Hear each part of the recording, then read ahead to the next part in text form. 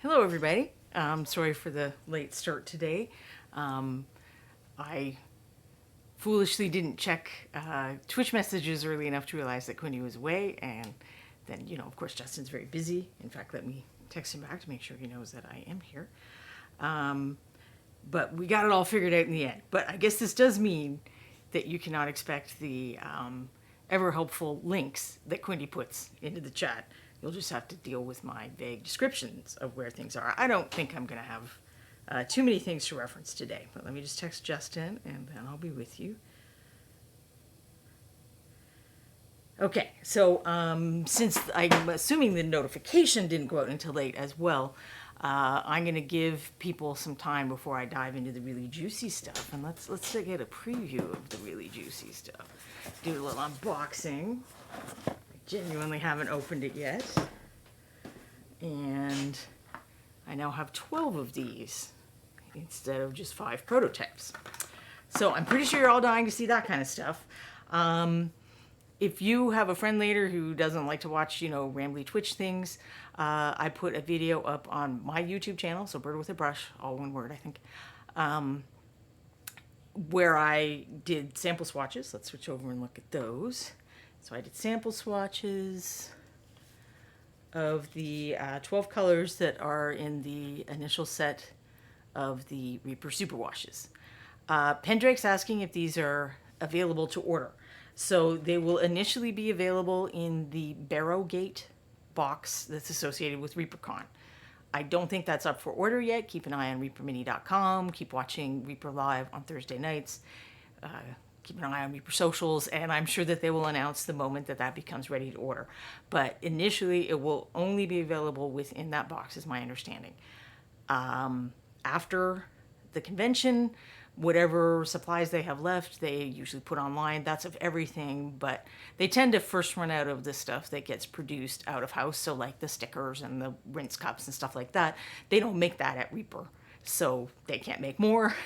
They just have whatever they ordered for the swag boxes. There are 2 this year, so the swag box I have is called Swag Box. They are not in there. They are in another one called Barrowgate box, and then you can get a bundle with both of them together, and you get an additional miniature if you get the bundle.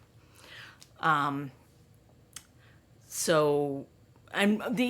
expectation is that these will come out in retail, but if you were at some point, if you were watching Reaper Live last week, they talked about how this is kind of a soft release. They want to know what you think. So they want to have them go out at ReaperCon, get people a chance to try them, get some feedback, make sure they're on the right track.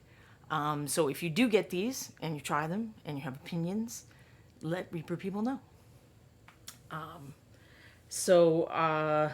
I guess first of all, let me know in the chat if you'd like me to do this again so that you can see how they behave fresh out of the bottle, not just these dried samples. Because I have, I did them on the underside of these docs so that I could do them again for you if you wanted. But if you'd rather just see me paint them on figures, I can do that as well. So I guess let me know if you would like to do that. Pendrake says, I wanted to order my boxes ahead of the event. I like that. I don't know what the system is this year. I get the impression that you can either just go to ReaperCon and buy them, or you can order them and they're delivering them in September. There's so much to prep for ReaperCon, and then they were trying to deal with the 5.5 stuff. I guess they just decided not to do it that way. Maybe stuff came in too late. I don't know. I don't actually work for Reaper. I'm just a contractor. So that is a thing to tell them on Reaper Live. And they will do what they do. Varnishes says, how are they as glazes if you thin them down? Because that is how I normally use contrast or instant color. So I haven't used them a lot in that way. I've mostly just been painting with them. I have thinned them down in order to make them more transparent or change the color. And I believe I had showed one of the figures I did that with the other week, but let's take a quick look. So the black is fairly opaque because you want it to be actual black. When I was doing the swatches for the video I made, I just thinned that with water real quick. And that's an example of thinning it down. I wasn't thinning it to a particular consistency. This is an example of me thinning the prototype black, which I believe is pretty similar, with water over a white surface. So then it starts to act more like a traditional wash. I think more like the original, I have it somewhere, black wash, where it's going to concentrate in the crevices and not tint the upper, you know, the more raised surfaces as much. To get more of a gray effect, I just added a little water. Added a little white. So just normal white. I use pure white, I believe. I might use solid white, whatever was on my desk at the time. And also thinned it down a little. And that's what I got. Do I have anywhere I've thinned it way down? I don't think I have. I can try that later. I don't see why they wouldn't. The way they behave isn't the same as the clears. Let's see, I did do last week. This was, and again, these are the prototype colors. So the ones on the left were the clear, red, yellow, blue, and green. And then I did the Superwashes next to those unthinned. But you can see they have that same intensity of color. So I would assume that they would probably work well in glazes. I know a lot of people airbrush on those colors. I also haven't tried that. My airbrush and I just don't find the airbrush as convenient as some people do. I guess if you like have it out all the time and you're using it, but the whole cleaning process of transferring colors and stuff is just way more tedious to me than doing things by brushes. So I have some Xenothon Prime things and some Prime things because, you know, you are going to get the most intense color over white. As you can see here, this is the other thing that I was testing last week, is the different effect you'll get over gray. I've been experimenting with them over the Zenithal Prime, over like dry brush highlights, and having some more, you know, something a little darker or a lot darker in the shadows, applying a regular wash and then applying them over that. But I have been focused on the idea of them as a quick use paint more than how am I going to integrate this into the way like I would be painting display miniatures for Reaper. And I've been having a lot of fun doing that. That is something I left out of my YouTube video that I should have included, is that I've actually been having fun like not taking miniatures seriously, which has happened before. I've had to do like practice for I used to go in this like they called it Ace of Aces speed paint challenge, so they'd get like painters that work for companies or do commission painting or whatever to do a speed paint challenge, and then they auction off the figures at the end, so it's for charity. And I didn't want to, you know, suck for charity, so I practiced for several months before I went to that. Apologies. I really thought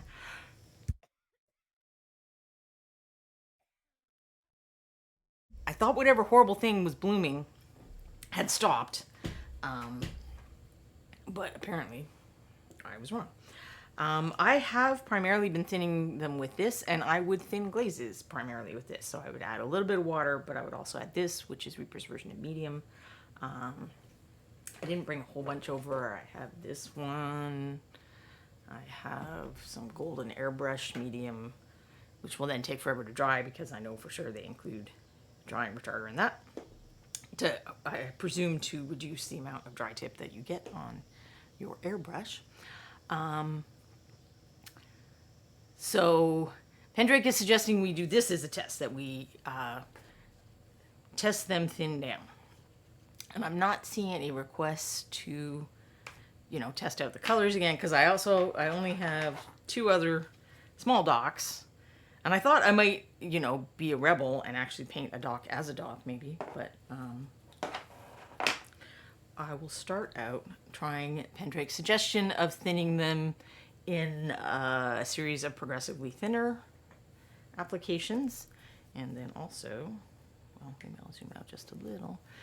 Let me know if it seems a little dark to you. So this is a bright white porcelain thing, and this is primed white, but it is over a gray surface, so it shouldn't be like blinding white. I feel like I checked this and it was brighter, but I also don't want to glare it out. So I will try with both water and medium. I suspect the medium is going to make it continue to act more the way it does out of the bottle, where it is also tinting the raised areas of texture. Oops, I didn't mean to ruin that paper, but that's okay. I have more of that stuff. All right. So am I a little zoomed out? Let's see. I think it would be good to do 2 different colors because, you know, we'll do it with the, curious about a particular color, let me know. I've already kind of done it a bit with the black. Let's try this dark green because I did thin it a little bit there. It seemed kind of like a little opaque, and I like this color a lot, but maybe we should do the magenta. So that is Mythos Magenta. That's what that one's called for all your tentacle needs. And the darker green is hiding. Dark Bow Green. And they do all say Superwash on them. There was, when they were saying what the names were on Reaper Live, someone pointed out that they already have a chestnut brown. Nope, that's Templar Red. I'm really bad at identifying these colors off to the side. So they already have a chestnut brown, but this does say Superwash Chestnut Brown, and I imagine that they will be taking under advisement that those names are duplicated. So pigment comes out of suspension. We will have to shake them a lot. I will just briefly do this. They shake up pretty well. All right, so I will start with straight up. So I'm going to put 2 drops in. Just to make sure that I have enough. Where is my little bottle of water? So I will also put in 2 drops of water. So that's a 1-to-1. And then do 4 drops of water over here. Now did I do 4? Did I do 3 or do 4? I shouldn't have been talking about how sure I can't.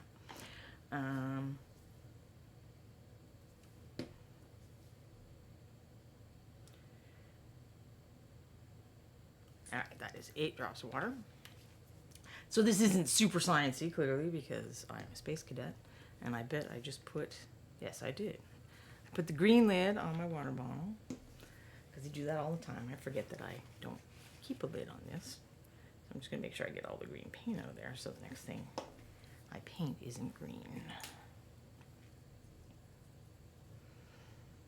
And then I will do the same thing again, but with medium.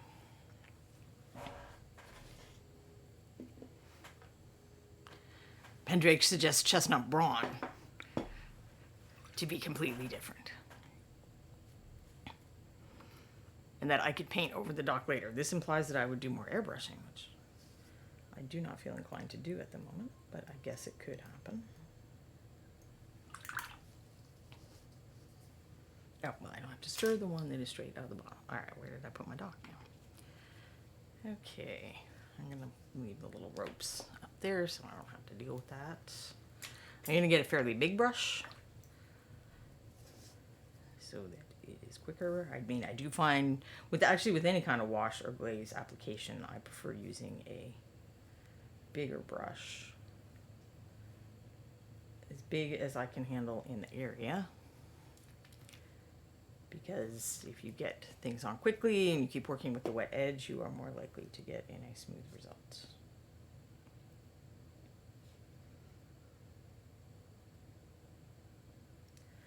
So that is straight up. This one is the 1-to-1 with water.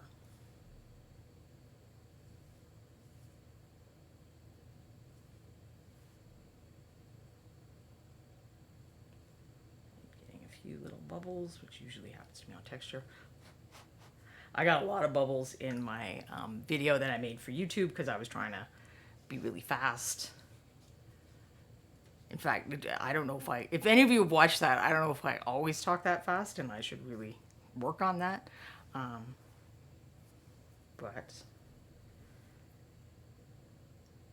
I was just in a rush because there's so much to do for ReaperCon, but I know everybody's excited to see these and trying to decide whether they want to order them or not. So since I am lucky enough to have some, I wanted to share the wealth with the community. So that was 1-to-2 with of water. So 2 drops paint and 4 drops water.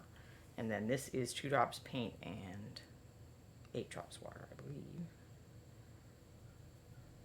Which did actually, I mean, there's a difference, but I don't think it's a huge difference. So that's some pretty intense pigment. So you do get, AJ Painforce said it didn't seem like I was rushing through the video. I think I probably do just talk faster than I think I do. But thank you for saying that. So you can see that you get a different effect. And this one is a little more, I guess I'd say opaque. This green is a little more opaque than some of the others. But then I found when I was making mixes with this green, I had to do 2 coats to get a nice dark coverage for something. So that's probably why the choice was made to make some of the darker colors a little more opaque. Because you can do this. So that is thinned with just water, but now let's do the same thing with medium. And I just washed this out because I had used this yesterday for a painting project. So I'm gonna put the water aside, and I'm still gonna use this dark bile green. I mean, I guess we already know what it looks like full strength. So perhaps I will just skip that and go straight to the adding stuff, which means I can use this palette still. All right, so 1, 2. Then always shake your brush on sealer very thoroughly, especially if you're using it for sealing. The matting agent that is in there is heavier than the rest of the mix. It will concentrate at the bottom.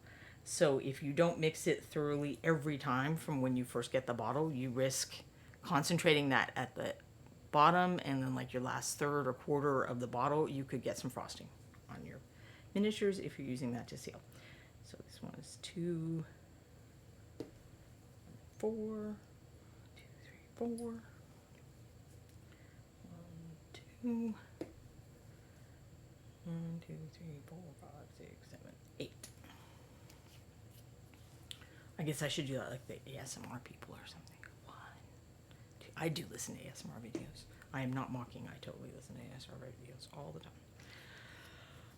All right. Now I must stir. So this is going to be a different, the dilution, the level of transparency is probably going to be similar, but the viscosity is different. So it's probably going to feel pretty much like the same consistency of paint. It feels like a little thinner here, a little more fluid. So we talk about thinning paint, but we're really doing one or both of 2 things, and that is changing the consistency, or you're trying to change the transparency. So adding water changes the consistency, adding medium, adding water changes the consistency and the transparency, adding medium changes the transparency but doesn't change the consistency as much.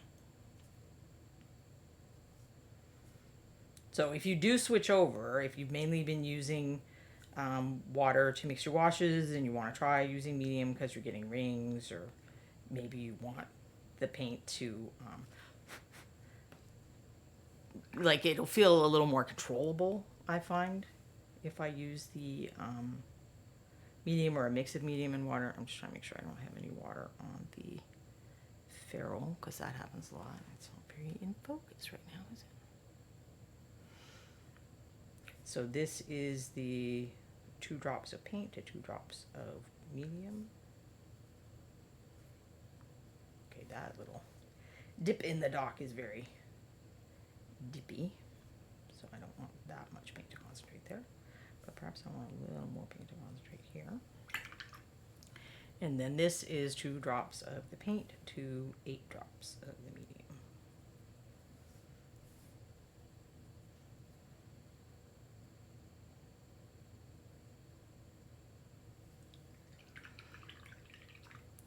And we will have to let that dry to know for sure what the effect is.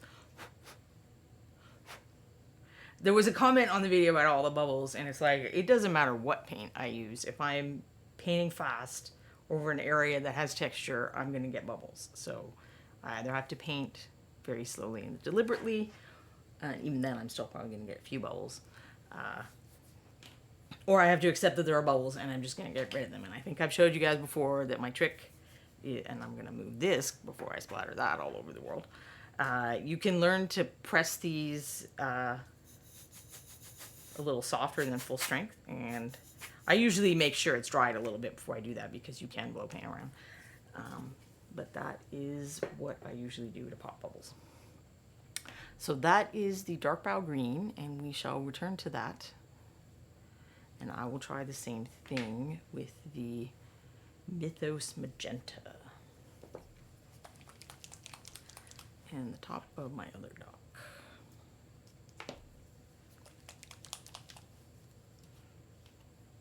So these, I think these are like original bones. Are they bones black? But they were gray. They were not the old-fashioned white. I did get a few of them because this way I didn't have to prime anything and waste more time. Curse 13 just arrived, got home from work. I am showing, and hopefully this is dry enough, I got all of the Superwashes now. So I have all 12 of the official colors, and I did a video on my YouTube channel, which is Bird with a Brush, where I swatched them out on the underside of these docks so that people could see what they look like straight out of the bottle. I asked if people would like me to do that now so they could see it liquid if they want, but what we decided to do instead was see what happens when you dilute them. So this row, that's original strength, and then these are diluted with successively more higher proportion of water, and this row is a successfully higher portion of medium, which in Reaperland is brush on sealer. And now I'm going to do the same thing with Mythos Magenta. I wanted to pick one of the colors that was kind of a little more opaque, and then another one of them that was a little more transparent. Some of the darker colors are a little more opaque. And actually, I'm going to stick that on the spinner just for a sec, because I meant to do that before the show and then I got all distracted. Because what I normally do, I start the stream like 15 minutes beforehand, and then Quindy presses a button, and then I start Twitch and I get the chat all set up so that I'm all ready to go.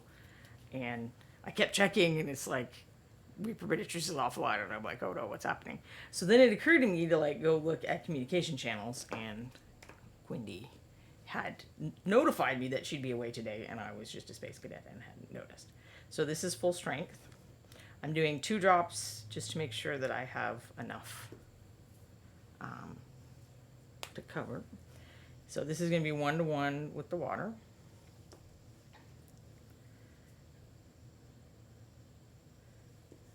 This is 1-to-2.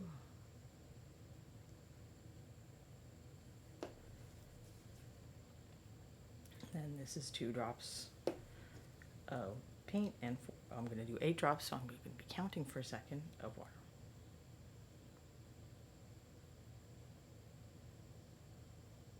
And this actually is distilled water. There's a lot of stuff in the water where I live. I will use water just straight out of my cup for things while I'm painting, but I like to have this, particularly if I'm adding water to a paint bottle. I want to add distilled and make sure I'm not adding all of the lovely lime scale and whatnot that is in the water where I live, because it is such a pain to clean, like the shower and our cat dishes and everything else where water sits at all. I mean, the bottom of my mixing cup is, my measuring cup is insane. Oh, and one more thing for anyone else who didn't get here until later. I will, while paint is drying at some point, open this. So I had originally intended to also make a video on YouTube about that, and then, ReaperCon prep and deadlines and so I did not, and I will open it with you guys, and then maybe I will make, recreate the moment on YouTube. I don't know. So this is Mythos Magenta full strength out of the bottle.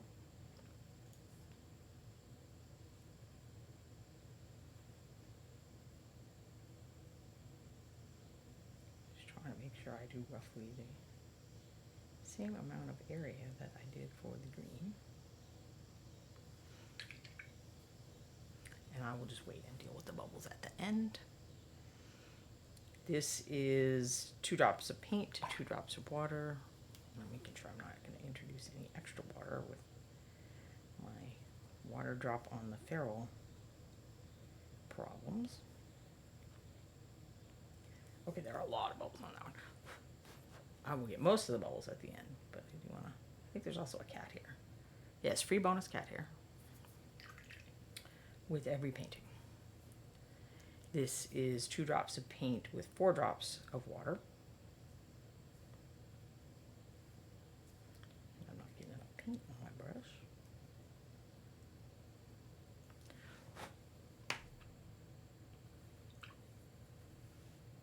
Also try to pop them with the damp brush, but sometimes that lifts up the stuff. So that's why I prefer my little air thingy method. And this is 2 drops of paint with 8 drops of water. So depending on how transparent you like your glazes, you might have to add quite a bit of diluent. And for me, that depends on partly on what I'm doing with my glazes as well. And now we will repeat the mixes, but with brush on sealer, aka medium. So 2 drops of paint and 2 drops of medium.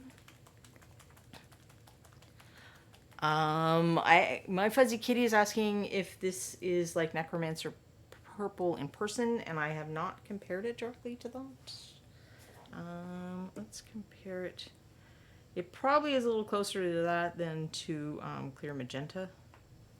It's certainly in the family of that kind of color, but I have not done a direct comparison with any of the colors other than the clears with the prototypes. So I have the clears on the left and then the Superwashes on the right for the ones that I had last week.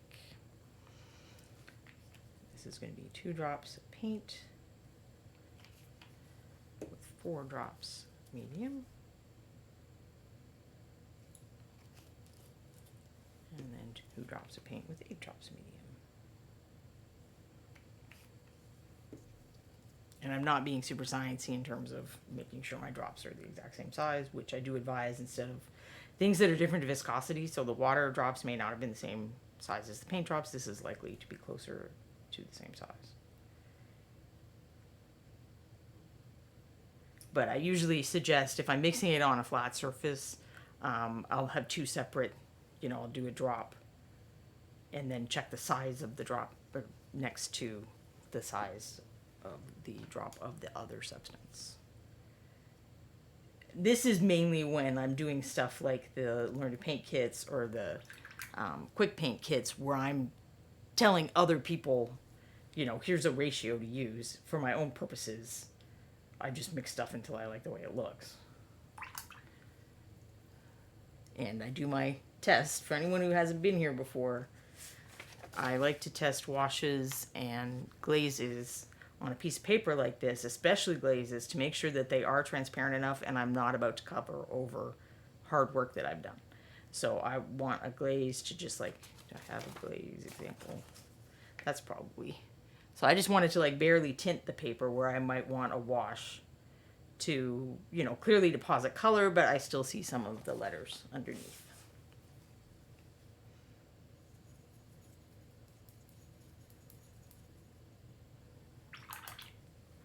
So that is how I do it when I'm painting on my own. But we sometimes like to do quasi-scientific experiments here on this channel where I would attempt to be a little more precise. But we're just beginning to explore this product, so we won't require that at this time. So that was the 2 drops of paint to 2 drops of medium. This is 2 drops of paint to 4 drops of medium.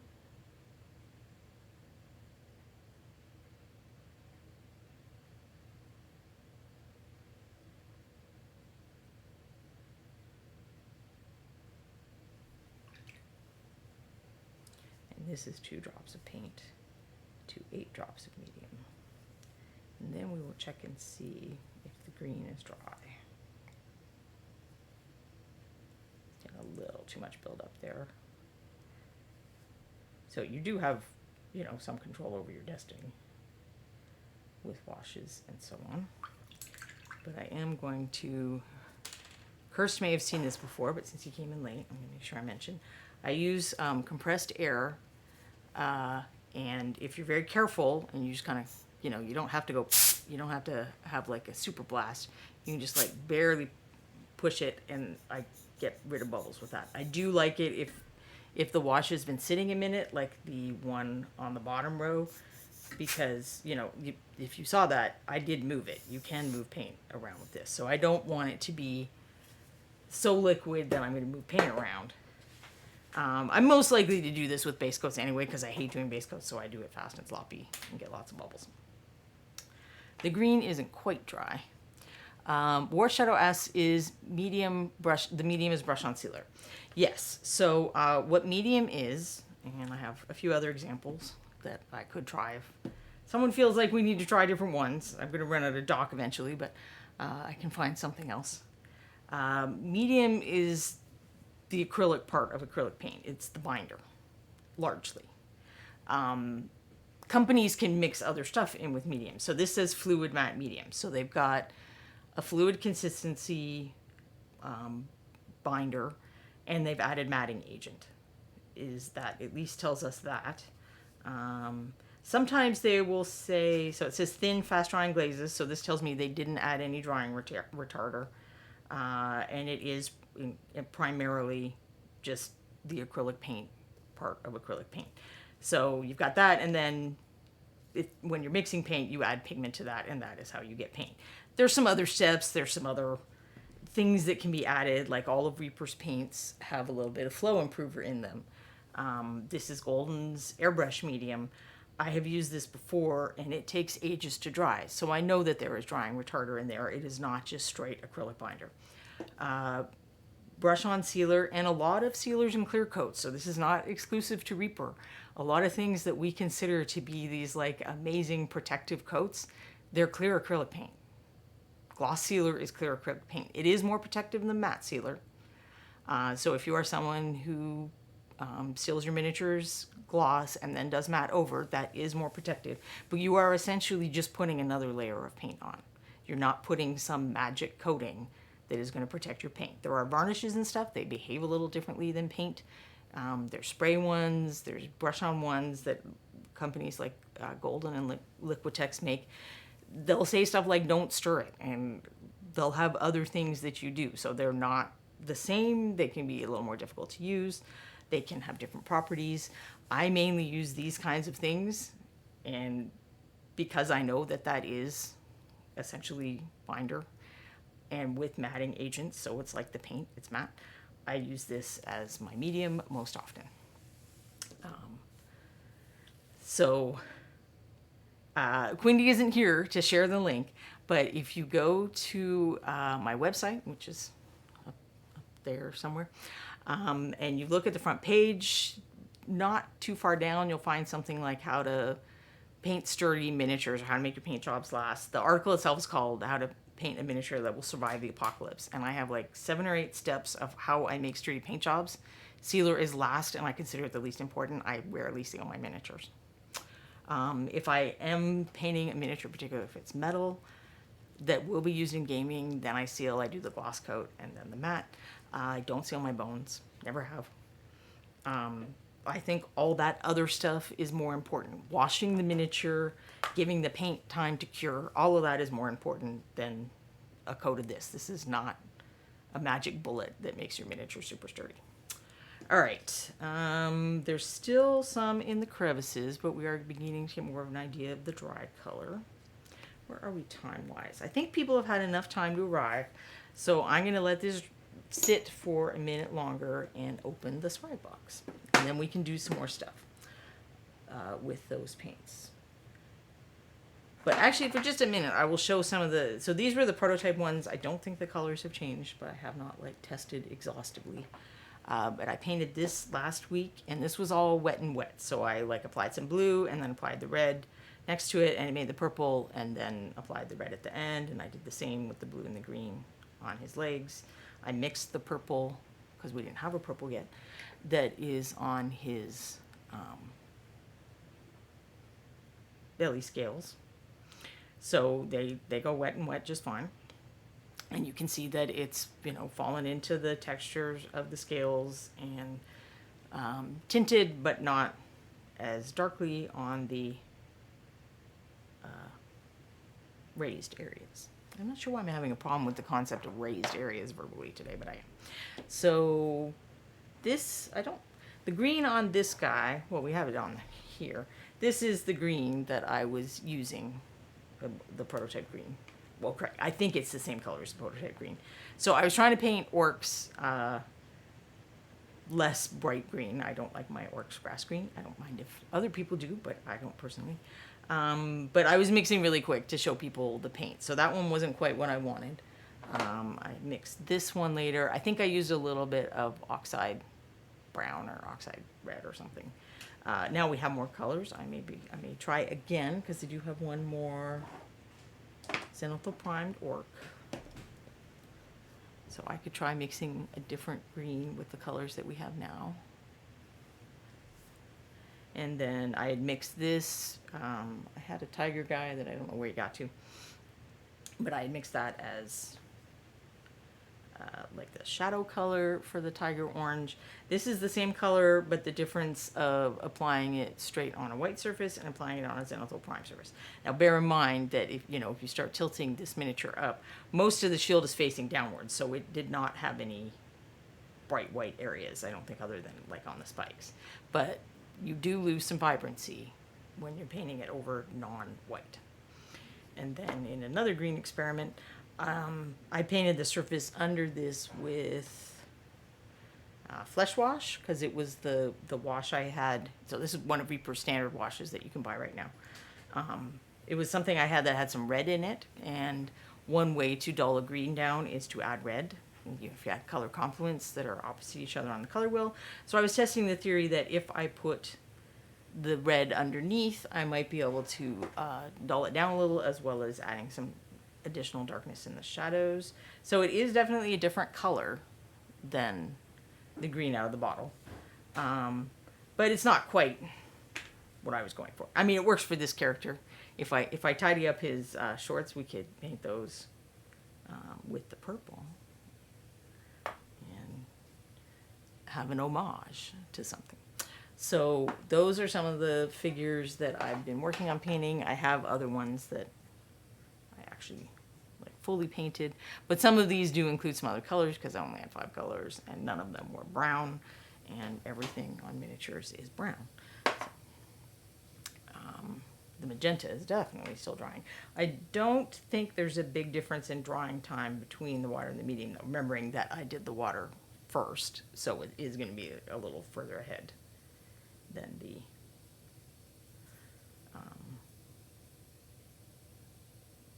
one with the medium. I probably should have done a just standard paint so we could do a drying comparison. My impression is that they don't take any longer to dry than the average Reaper paint. All right, so swag box time. Do I have a place to put this while I open?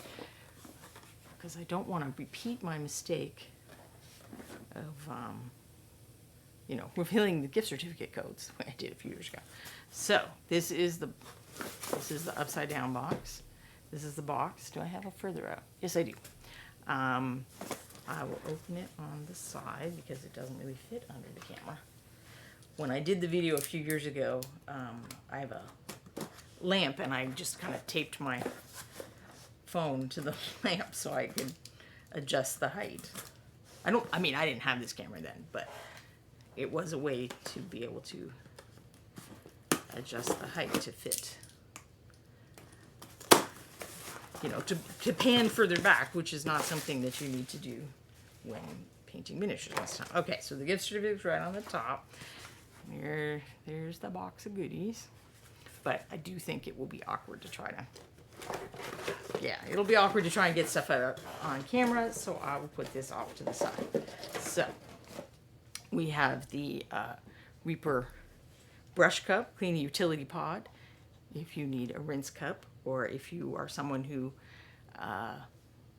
accidentally drinks your rinse water instead of your coffee sometimes, maybe having a bright red cup will help. There is a hobby holder that is made by Game Envy Miniatures.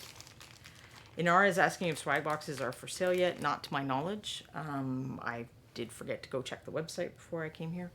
But I would keep an eye on reapermini.com and the other shows on this channel that are done by actual Reaper personnel who know what's happening, because I don't. I'm in a whole other state and I'm just a clueless artist. So I do not believe they're on sale yet, but I suspect it will be soon. This is what it looks like when you take it out of the package, because they did this last year as well. Although it does look, I don't think this cork thing was in it last year, so that's a nice new addition. This, I believe, is the same kind of size and grooves as a standard 2-liter bottle cap. So you can switch these out. You can have multiple miniatures in progress and just switch this out. They even give you the blue tack to attach your miniature to this, which is very thoughtful. And then I think you can pop this on and off if you don't like it.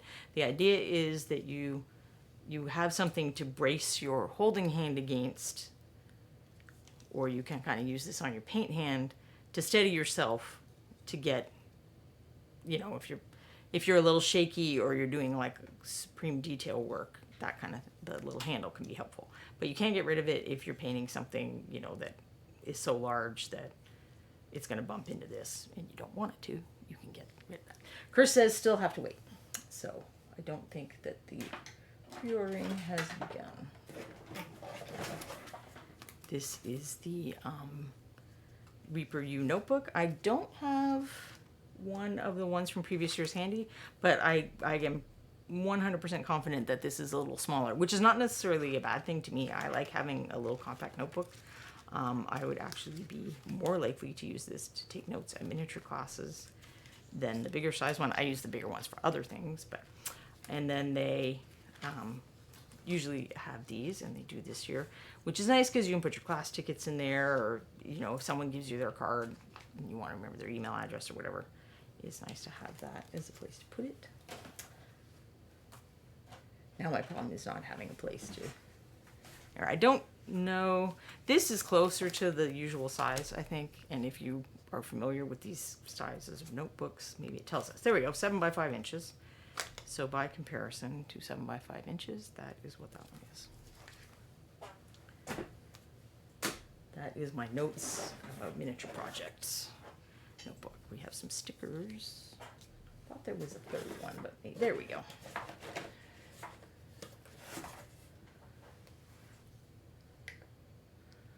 Zoom in a little, and they're a little bit shiny, so I will tilt them. I believe these are like the sigils of some of the factions this year. Do I remember which? No. Maybe someone will mention. Inara confirms that the previous versions of the notebooks have been 5 by 7, because she has one with her. And I like that size of notebook, but for miniature classes, I like an even tinier notebook, because sometimes you're like gathering around the teacher or whatever, and I like to just have something small that I can keep in my hand. So, Trash says these, oh, these are Bone 6 things. Yeah. See, I told you artists are clueless. So Carrie and Trash and Tyveris are all confirming that these are from Bone 6 expansion symbols. They're cool, whatever they are from. So I'm happy to have them. Ooh, I like the pens, and let's see what the art is like this year. It is the standing version of Sophie. So this is the Sophie that's up on reapercon.com. And then there's like a colorful version from the waist up that is what is on this year's t-shirt. And it tells you the date. And I really genuinely do like these pens. They have a nice, I'm like a death grip person on pens. I don't do it with paintbrushes. I don't know why, but I do it on pens. So this is nice to have the padding. And I find the ink flows pretty well on these. I do have like a bazillion of them because I normally write in pencil. I like the option of take backs. This is this year's Mouseling. So the 2022 Mouseling. I don't know if he has like an actual name or not. He's definitely dungeoneering because he's got a great torch. And he's very fierce. I I feel like his outfit is a little Romanesque. So I always love most things. And this is this year's Sophie from the back. So I'm going to do something that I didn't ask Ron about this, so shh, don't tell anyone. This is this year's Sophie from the front. And the side. And the back. And the other side. And I'm putting her back over there, so no Superwashes or anything spray around and get on her, because I would very much like to be done with that project soon. So that is Sophie, and she's a great face, a great outfit. I like that one a lot. I mean, I like the ones in the fancy dresses a little bit more, because that's me. I like an excuse to paint a fancy dress, and I don't get it that often. But Trash says, I'm hoping the Reaper minis will be sold separate at the show. I have too many cups and pens and notebooks. I just want to snag the minis and paint. I am like 98% confident that they will sell the miniatures at the show. The only ones that you're not likely to be able to get, or that you want to rush to the store to get as soon as possible, anything that's in resin, because that's one of the things they don't produce in-house, so they can't make more of them. Oh, I already should have gotten it.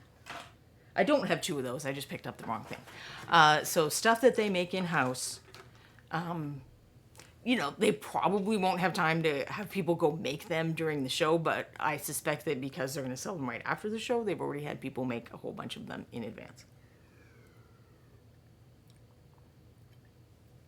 But yeah, the resin stuff like the super cool dragon bust, those are going to be first come, first serve on whatever the leftovers are.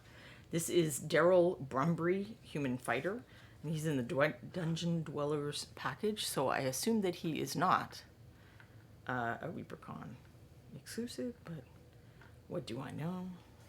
We've already established very little.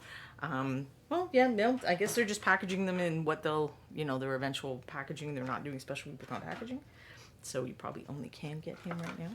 Oh, here's something I might have to open immediately. Because paint. So this is the Swag Box Triad. This is not Superwash. This is like traditional paints. And that was the last thing in my box. So we're going to open this up. And I'm going to find a piece of my swatching paper.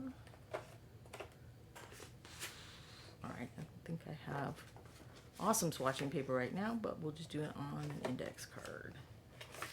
And I'll swatch fancier another day. I forgot there were paints in here, so I did not prepare.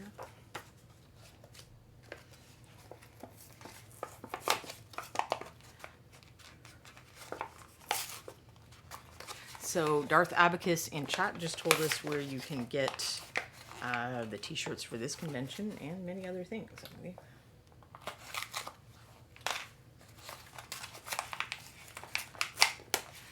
And for anyone I haven't already exposed to this information, I was just telling some fellow instructors about it this year.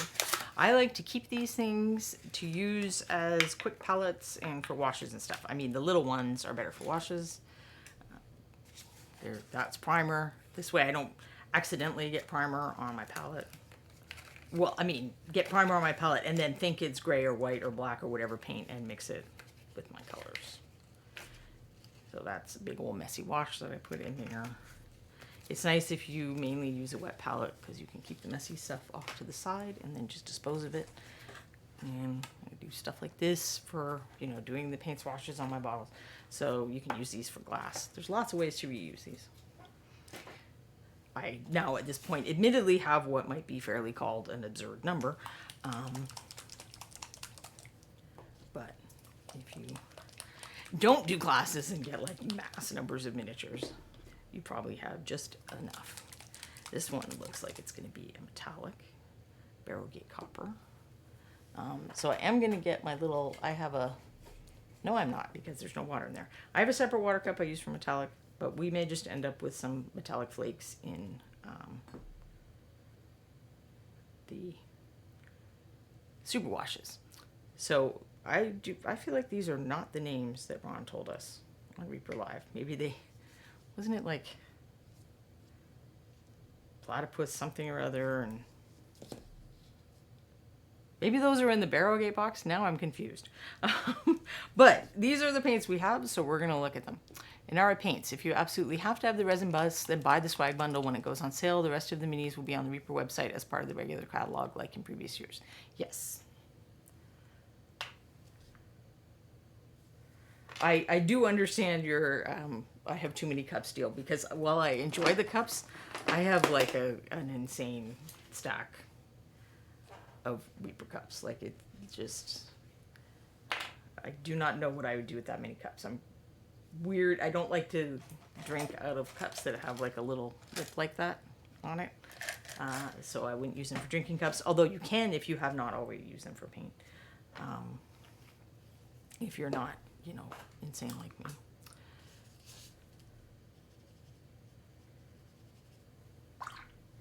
And then, as I like to do, we're going to thin that out so we can see the undertone. So that is a nice cold gray. I like that. We don't have a lot of cold grays in the Reaper line, so I think I will find that very useful. This is Rot Stump Mud. And we also, you know, some of the paints that got canceled over the years have included highlight colors for tacky greens for making our swampy vegetation and works and whatever other green guys that we want that aren't going to be like grass green. So this is also a color that I'm sure I will find very useful.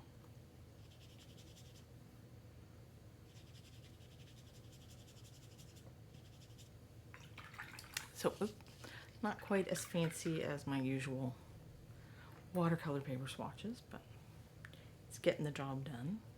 And then the metallic, which I granted will probably not use as much because I paint for photography mostly, and to me, as horrible as the pain of painting non-metallic metal is, and I feel like I've been painting non-metallic metal on that Sophie for roughly half of my life, it is less painful to me than attempting to get the camera to take a good picture of metallics.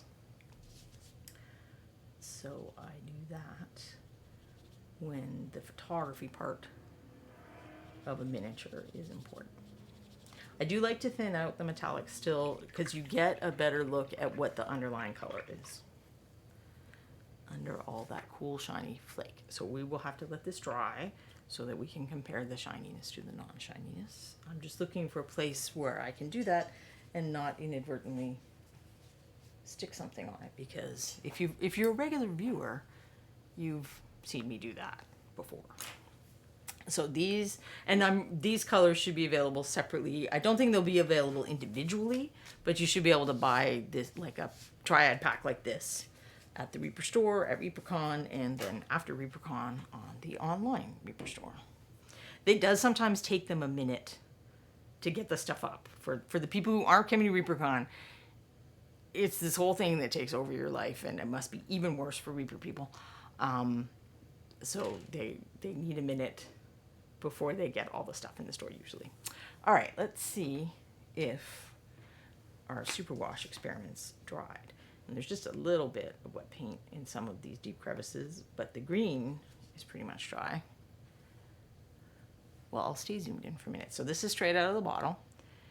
This is 2 drops of paint to 2 drops of water, and then 2 drops of paint to 2 drops of medium.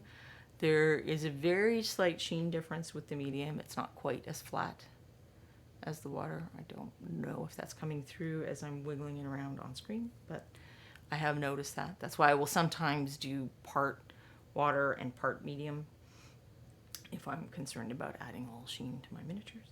This is 2 drops of paint to 4 drops of water, and then 2 drops of paint to 4 drops of medium. This is 2 drops of paint to 8 drops of water, and 2 drops of paint to 8 drops of medium. So I think you can see a pretty significant difference between using the medium versus using water, which is why a lot of us do that. Reaper also makes this product called Wash Medium, and this is medium with some water. So this is like a bit of a mix between, you know, just pure medium and water. And now that I say that, why don't I do a real quick version of that? So I'll do, maybe I'll use my little cups. No, I still have these. I'll do 2 drops of the paint to 8 drops of this and put that in that empty corner, and we'll see what happens. Where did my dark bow green go?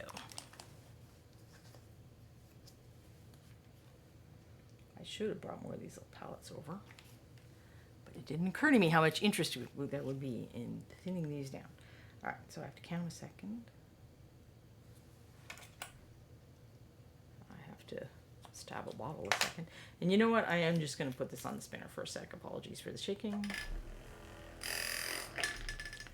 Just to make sure I get all that matte medium swirling around.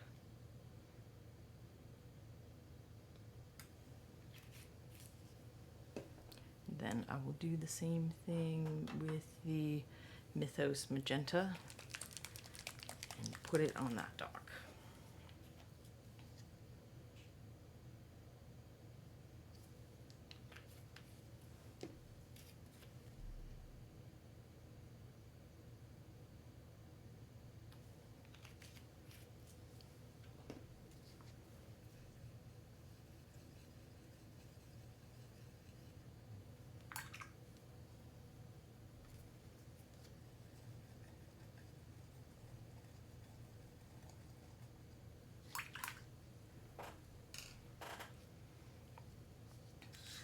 There is my magenta dock.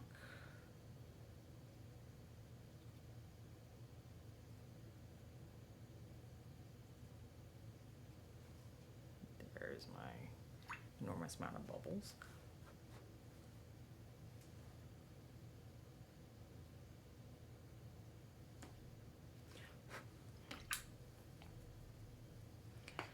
And then here is the green dot. Make sure I get all that pink out of there.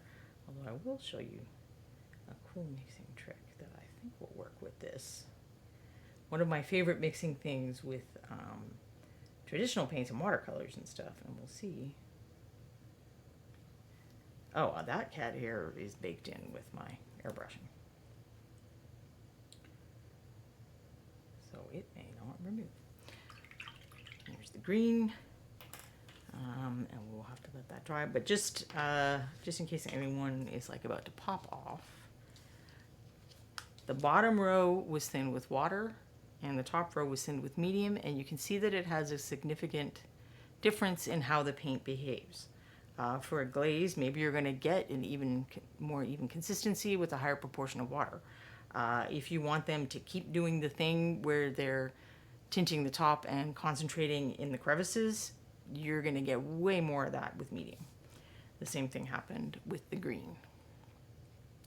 So this is straight out of the bottle, successively more water, and the same proportion of medium, and it's had the same effect. You can't even hardly see the wood texture on the one that's 2 drops of paint to 8 drops of water, and you can see it on the one that's 2 drops of paint to 2 drops of medium just fine. And then adding white would make a different effect again in terms of, you know, softening the color and how it behaves in the crevices and stuff. But now I want to do I have to put this on? I'll put it on that. We'll see if this works like I think it should. I'll start with a lot of pink.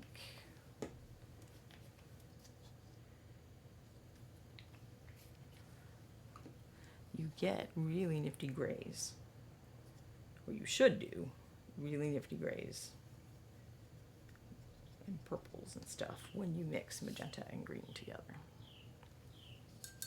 No, I don't want to put on there. Where's my paper?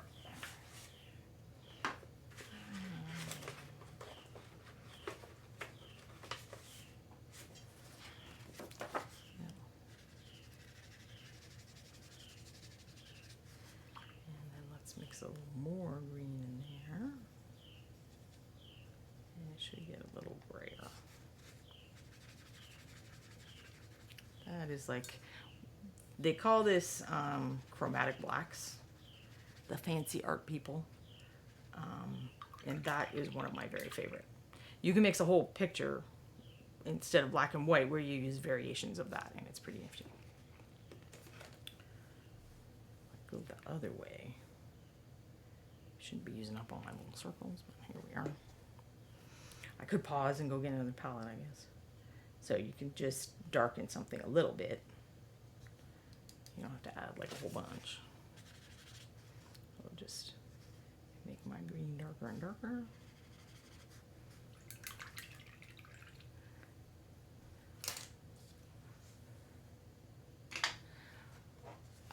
Roman is asking what I'm doing. Oh, hi, Russia. Roman, who is from Russia.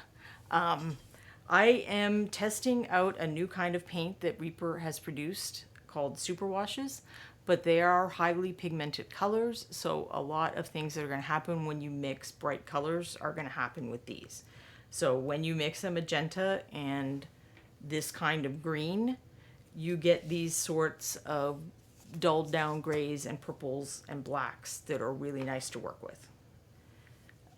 If you want a black with a little more color in it than just a flat black.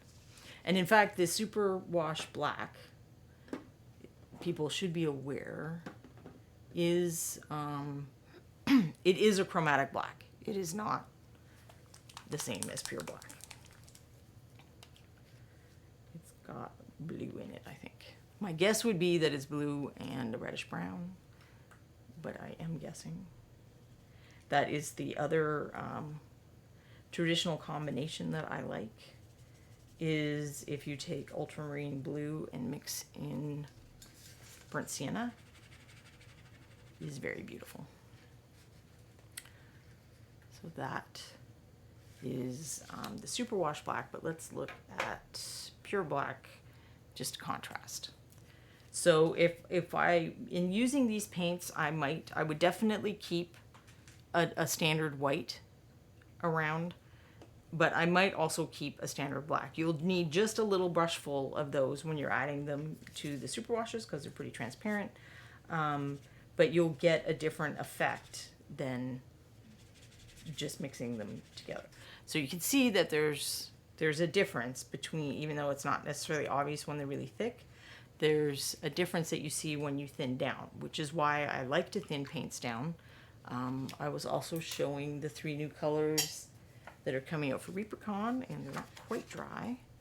But that is why I thin paints down when I do my swatches, because you get additional information. And that information will help you mix colors. So now that I know there's blue in here, I know that it will behave a little bit differently than this would when I mix it with other colors.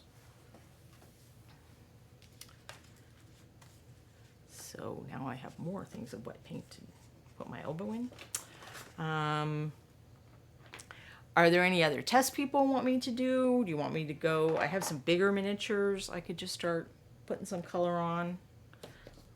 I could paint a little piece of dock with some of the browns and do some fun shading and stuff.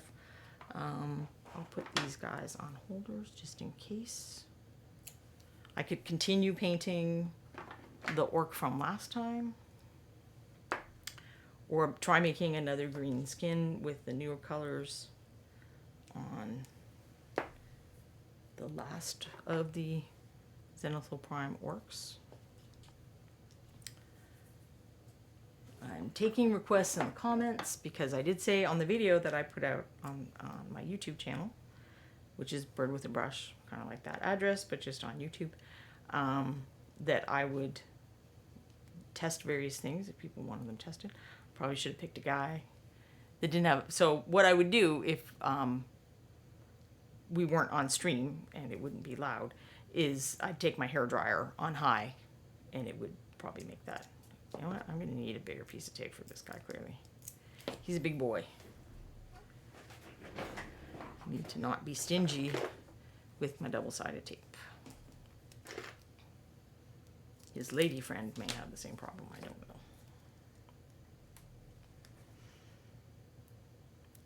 And I'm gonna let you all laugh at me now because I cannot really remember what color ogres are supposed to be. I feel like yellowy brown, but I don't. Hi Ella, what you doing? Yeah, why are you messing with the shelf? That is my cat, one of my cats. She's being weird. Can you not get by?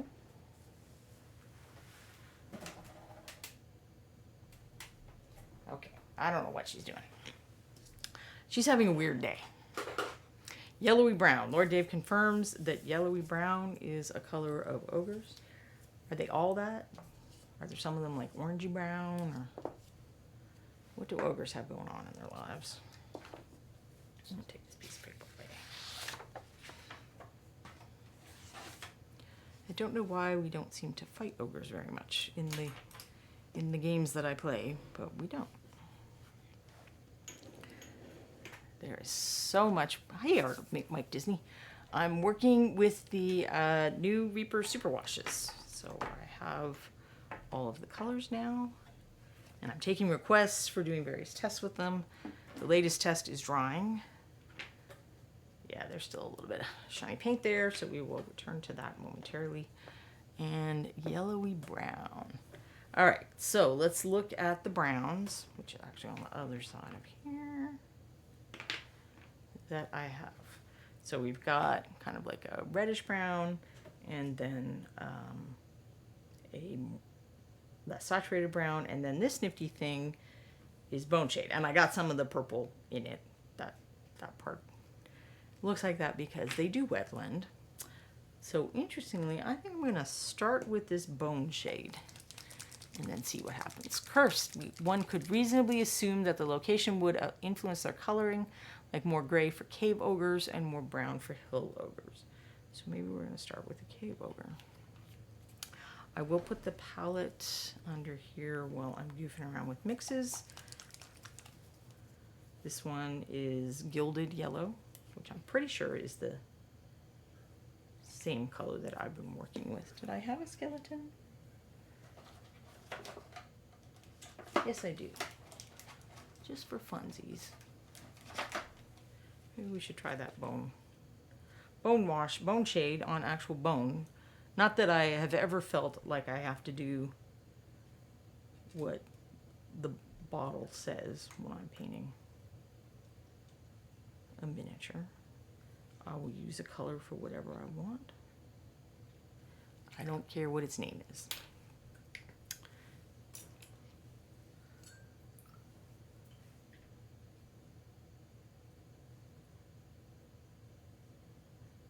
I didn't put my specs on, so I'm probably going to get paint on other areas, but you know what, why don't I just put my magnifier on? Cursed shudders to think of what would consist of good ogre hygiene, because Lord Dave pointed out that some of their coloration may be due to limited bathing and whatnot. I will try to keep checking if this stays in focus. My experience has been that the camera hates it if I have the palette and a miniature in the frame at the same time. So I promise I'm never trying to like keep whatever I'm doing on my palette secret. I'm just trying to keep miniatures in focus.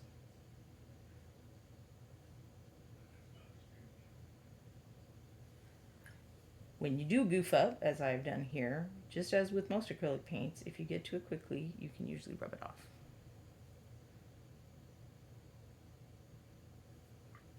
That's not perfect, but he is an undead guy, so if his equipment isn't sparkling clean, then he has that in common with others. I'm not being good about following my wet leading edge that is preferred practice with washes, but I don't follow my own advice in a lot of ways, so that happens. I mean, sometimes I try.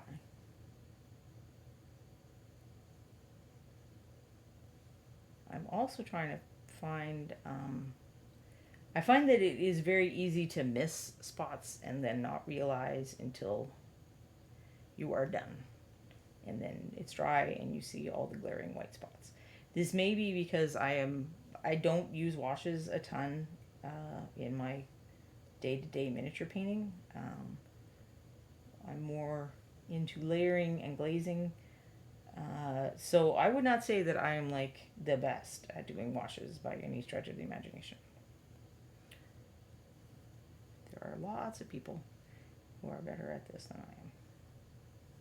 I'm also not the best at quick painting because I am the best at painting really slowly. That is my area of expertise, is painting way too slowly. So this, you can probably tell, this skeleton is one of the Zenithal Prime miniatures. So it started with black and then white sprayed in one particular direction to simulate light. And then the intention is that the black will create, you know, the remaining black and the grays in between will create some areas of additional shadow. With these kinds of transparent paints, it sometimes dulls them down quite a bit. With this color, I don't think it's going to make a difference. If I was using that yellow, you might not see a lot of it on the parts that, you know, like down there where there's still a lot of gray or black showing.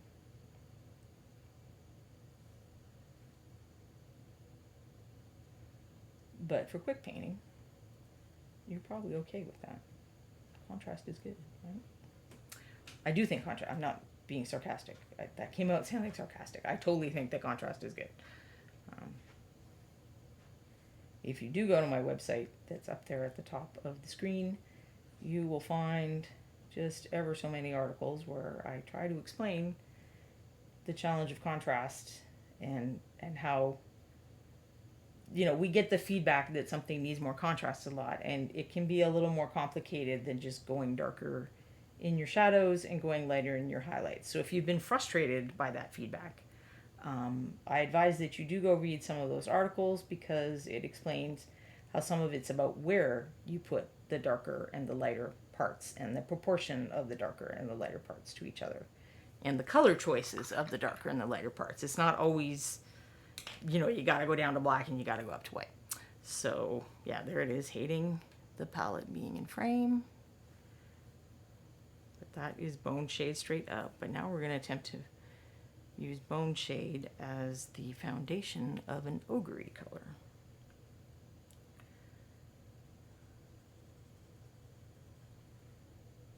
Maybe going a little greener than I expected. Let's see what else we got. Not red. Got the chestnut brown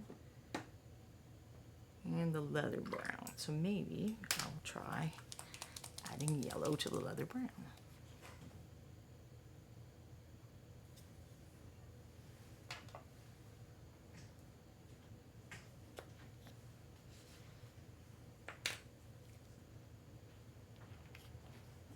I believe there's a fancy new pokey tool in the swag box that I didn't have to open.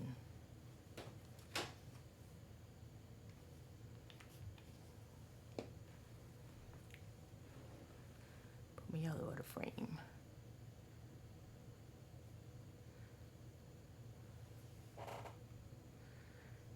Let's see, I have missed some comments. Lord Dave can't wait to try the Superwashes.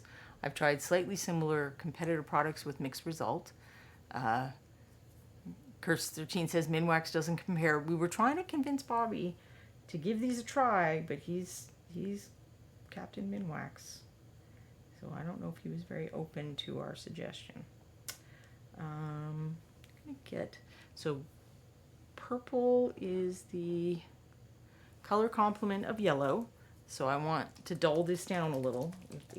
I like a skin tone that's a little more muted. So I want to, you know, I don't want them to be like yellow. So I'm going to try mixing in the purple to see if I can encourage this to be a little more subdued.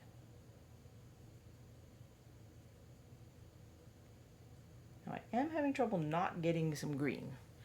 Sometimes this happens with very pure colors. They don't always react the way Bobby Jackson is a stubborn old goat. You may not be wrong. He's adorable.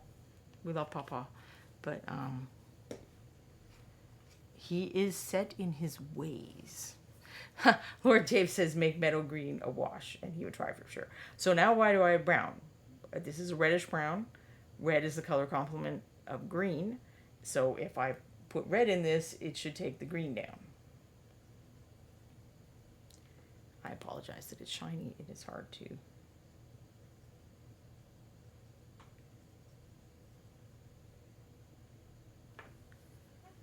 So, I don't know. That looks like it could be ogre-y to me. So, let's give it a shot on... Do I have a bigger brush? Let's give it a shot on the big guy. So this is, if you have any of the original classic bones, this is plain. This is not airbrushed or primed or anything, other than I did dip it in isopropyl alcohol, which is what I found to be the most effective method to wash it. You can also use, you know, just soap and water and then rinse it off. But I like rinsing all of my miniatures in isopropyl alcohol now. I find that it makes,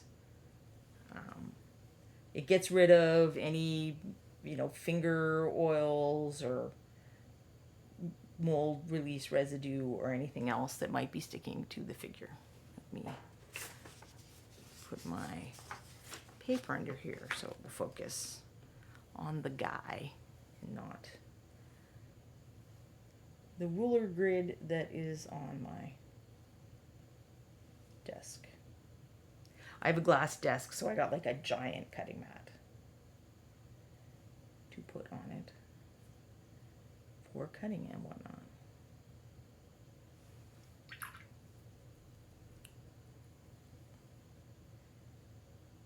Oh, he has more skin showing than I realized.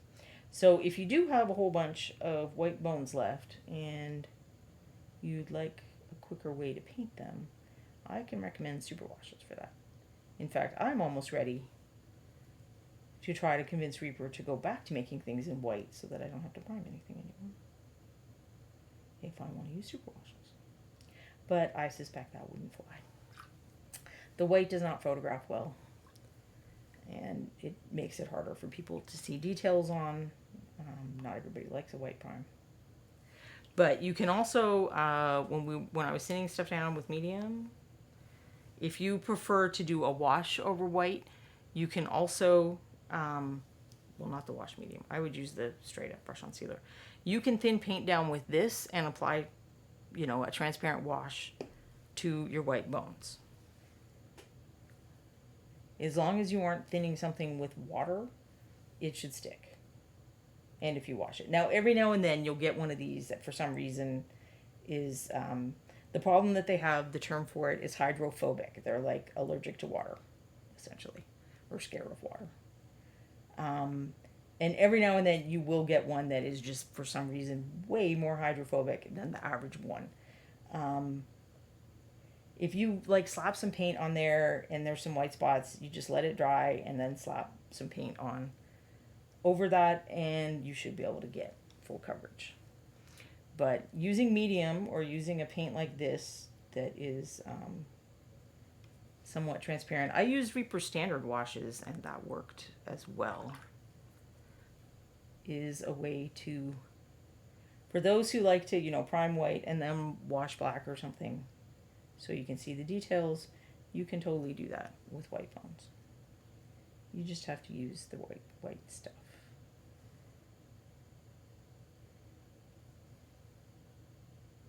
And in case anyone out there hasn't used white bones, well, this is actually going to be true of gray bones too. I think they're just as hydrophobic. They're just a different color. I will add a bunch of water to this. Actually, I don't even have to because we have those paints over the side that I put a bunch of water in. So this should, let's do it on this guy's base because it's easiest to see on a flat surface. This will probably bead up. You see how it kind of just coalesced? Because it hates the water. Whereas if I do it with the super wash, I get a little bit of that, but not as much.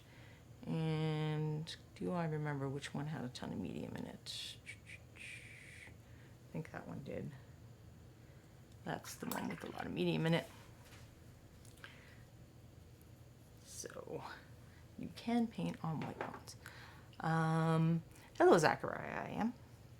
I am I've mixed up a color with one of the new Superwash paints. I have all 12 now, and I'm trying to give people an opportunity to see what they look like so they can decide whether they want to order the Barrowgate box when that comes out or get the paints when they come to retail.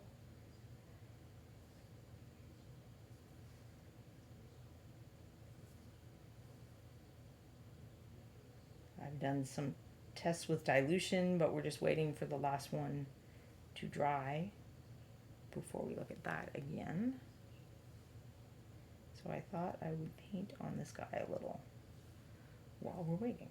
One thing that I have found with these, and really this is true of all paint, like if I painted his skin with standard paint, I wouldn't want to paint, you know, right next to, I wouldn't want to be painting his helmet and the chain guard around his neck. I wouldn't want to be painting his bracer because wet paint will drift into wet paint. I notice it more with these because it's quicker. So I'm ready to move on quicker and the miniature hasn't dried yet. So what I found while I was goofing around is I just worked on, you know, 2 or 3 miniatures at the same time and popped between them and did stuff as they dried. So this guy's like a little more hydrophobic than some of the ones I've done this on, but it is mostly working. My ability to not get stuff on other sections is not mostly working. If you are a regular viewer, you know that I'm a far messier painter than you might imagine when you look at the end result. So, like most acrylic paint, you can scrub these off if you get it while it's fairly wet. And that way, try to preserve the white surface to get the optimal reaction of the paint gathering in the crevices and just tinting the raised textured and raised areas.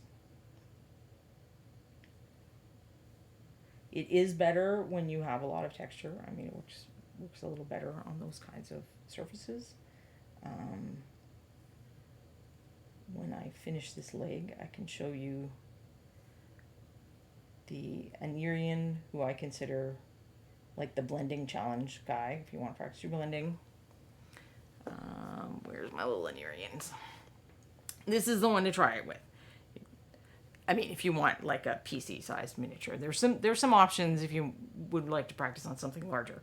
But these, you know, rolling folds that are very much like cylinders instead of having sharp areas and deep depressions, they are great for blending. They are less great for this type of surface. So you can see how the material has gathered more in the crevices that are sculpted with a different kind of fold than they have with these big folds. And this miniature had a coat of the standard black wash, the black wash that's already available from Reaper. I applied that first and then applied the red over it, and that did make deeper shadows there, but it didn't help in between the folds much at all. So this kind of approach, the painting a transparent or semi-transparent paint over a white surface to, you know, get a little bit of color on the highlights, or a similar thing with zenithal painting. A lot of people will paint transparent paint over zenithal paint or Zenithal Prime, and that's a way to get a guy to the table pretty quickly.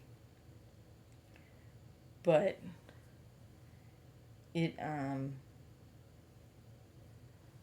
do I totally forget what I was saying? It's not going to work as well with some kinds of shapes and some kinds of colors.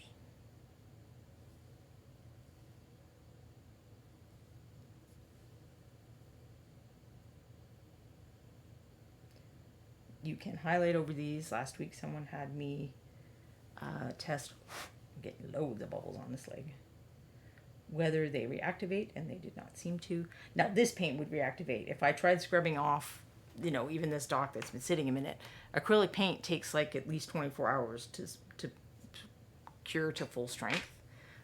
If I scrubbed really hard, I could get that off. If I went over it with wet paint, it's not going to reactivate. At least I'm pretty sure. We will test in a minute. But the scrub test that I was doing last week is a bit of a different thing, and I would only do that on a miniature that had had some time for the paint to fully cure.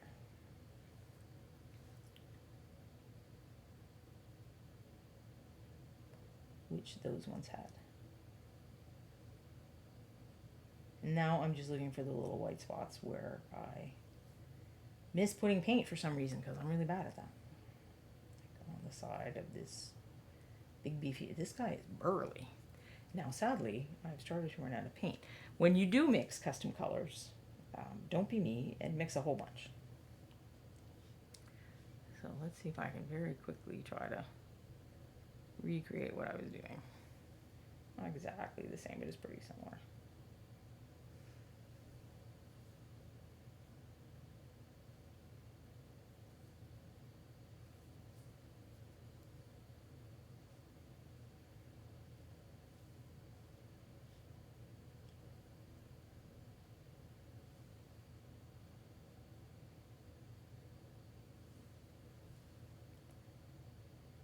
Say he had some kind of,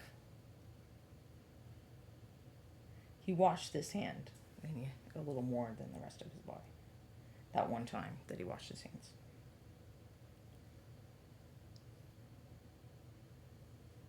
But I don't think people should like super stress out about matching colors in that. I remember once seeing a message from someone on the forums, and they were like panicking because they ran out of paint before they painted the legs of the guy. But if you look, my hand is not the same color as my face. My arm is not the same color as my face. You know, the inside of my arm and my hand we're not uniformly colored. So if you can try to run, like if I'd done both hands and then run out on the legs, it would be less noticeable. So that's another reason to try to paint in a more organized way. But I don't think there's a huge difference between, there's just a little less of the red, I think, in that. So I would be able to like maybe proceed with his armor or the shield, but I would have to be careful because the paint will drift like it did in, here is an example of where I got wet paint close to wet paint and that purple drifted over into the bone shade. But if you just work on multiple guys at once, you have fun and you paint more guys. All right, let's catch up on Lord Dave loves this, one of his favorite ogres. Lord Dave says, you having the super paint is exciting. I bet you'll have all of your board game miniatures painted in no time now. Someone needs to let Kevin know that Superwash painted miniatures are the new standard in the Bender house so that he can line them all up for painting work. I actually have thought that I would be willing to paint some of our board game miniatures now, where I previously would not really have been willing to do that. Zachariah M. To further illustrate the point, I'm pale with vitiligo. I'm pretty sure I'm saying that wrong. So I'm a mix and match skin tone. Yeah, and then it's funny how people will get all like stressed out about freehand and you know, you're painting on someone's shield or something and you're not getting the design exactly symmetrical. If you go back and look at historical painting or frescoes or whatever, they weren't exactly symmetrical because they're real people and they were, you know, they make mistakes too. So if you're painting like a science fiction thing, that's a little different than you're talking about something that's like printed and should be pretty uniform. But if you're painting a fantasy thing, that is a silly worry to have. All right, so let's go back to these because I think we're dry.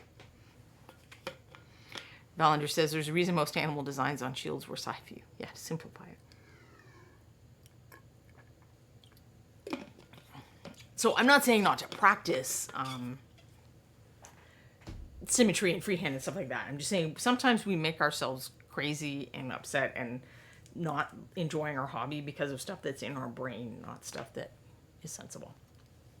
All right, so to review, in case anyone came in a bit late, this is the dark bow green straight out of the bottle. This row is thinned with water, and this row is thinned with medium. So this is 2 drops of paint to 2 drops of water. This is 2 drops of paint to 2 drops of medium. This is 2 drops to 4 drops of each, and then this is 2 drops to 8 drops. So you can see that the property where it's gathering in the crevices diminishes with the water and does not with medium. In the Reaper world, this is medium. You can also buy art store versions. This would probably be the one that I would recommend. This is most similar to what we do. So fluid means that it's a very fluid consistency. If you think in art store terms, they're used to like tube paints that are like toothpaste. So something like our stuff, they would call fluid. You can hear it kind of moving around the bottle. This is like what we use. And then matte means it's not shiny because we don't tend to like shiny. So if I were going to buy a medium from the art store, this is the one I would probably recommend. Golden is a good brand as well. There are going to be other brands too. I'm not saying they're the only brand to buy. If you don't have Golden in your country, just try to find one that is a little more fluid. You can also add some water, but you know, we can see that adding water changes the properties of paints. And I'm willing to believe that it doesn't just change the properties of these paints, but definitely if you want to use these for the intended purpose of tinting, raised texture, and darkening recessed textures, you want to use medium, not water. If you are interested in using these as glazes or airbrush tints, water would work fine for that. You get a uniform surface. This is the Mythos Magenta. And the effect is the same. I wanted to try it on a color that was a bit darker and a bit lighter. So this is straight out of the bottle. These are thinned with water. These are thinned with medium. This one up in the corner, would be like this. These ones where Reaper has another product called Wash Medium, which is medium, but there's also some water in there, so it flows a bit more. And I would say that it does kind of split the difference in the effect. So you're still getting, you're still getting it down into the textures, but it's not concentrating quite as much as thinning with straight medium. And I believe these are the same dilution. So this is 2 drops of paint to 8 drops of medium and or wash medium. So 2 drops of paint to 8. Because I'm bad at ratios, I'm not gonna.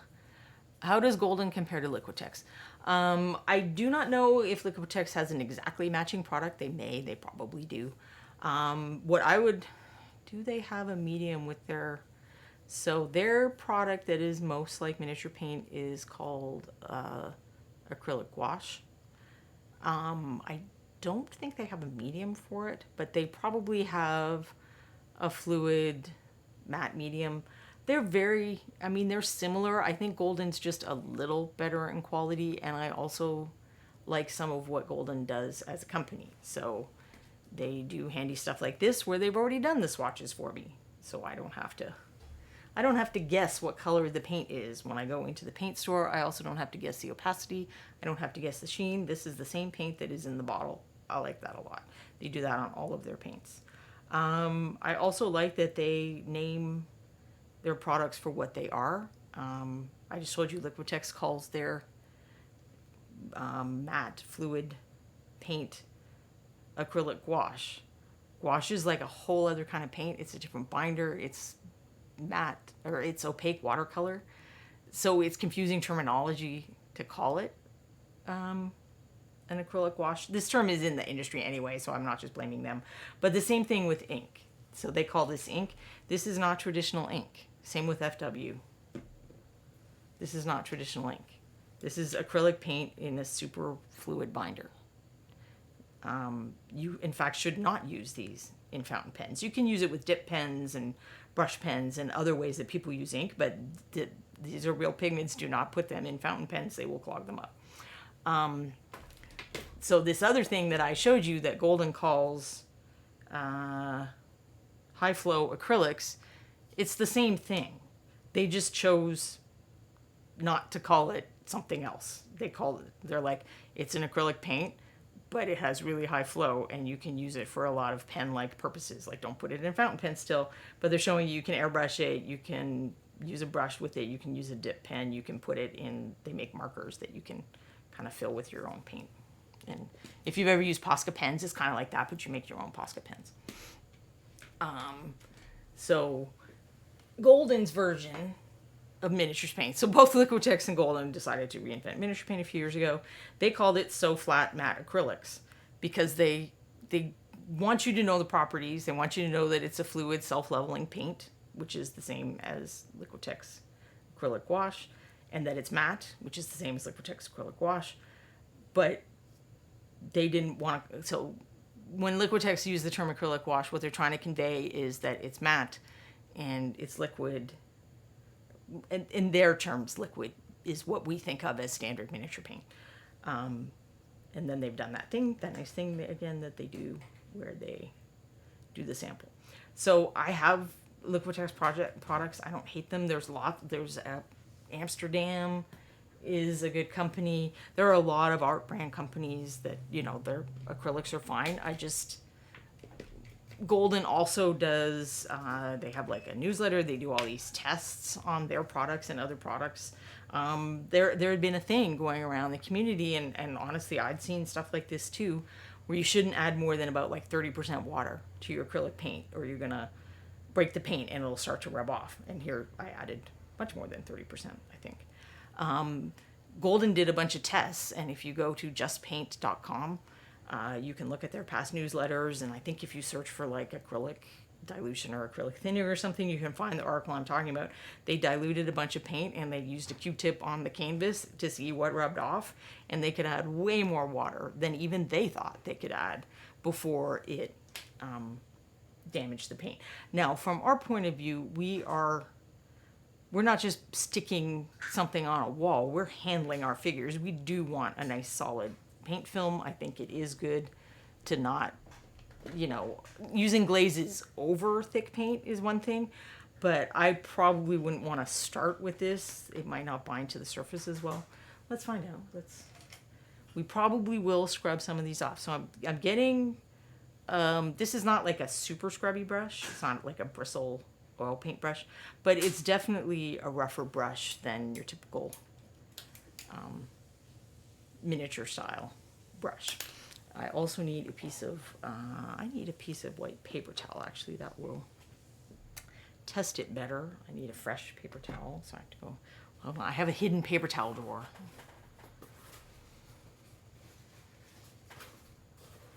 And I need one that is pure white, and I don't know that I have one. All right, this is toilet paper.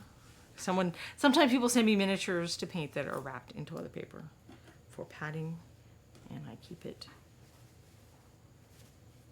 to clean up messes with.